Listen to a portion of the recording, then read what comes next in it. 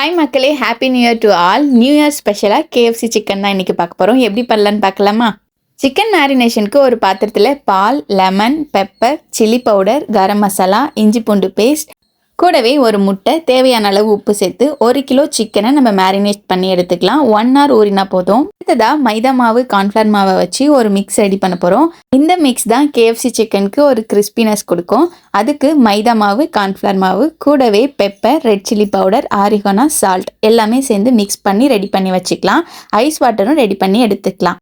1 hourக்கு அப்புறம் நம்ம ஊற வச்சிருக்க சிக்கனை நம்ம ரெடி பண்ணி வச்சிருக்க மைதா மிக்ஸில் போட்டுட்டு நல்லா டஸ்ட் பண்ணி எடுத்துட்டு ஐஸ் வாட்டரில் 10 செகண்ட் மட்டும் சோக் பண்ணி திரும்ப அந்த மைதா மாவுலேயே போட்டு டஸ்ட் பண்ணி எடுத்தோன்னா சூப்பரான கிறிஸ்பியான கேஎஃப்சி சிக்கன் ஃப்ரை பண்ண ரெடி.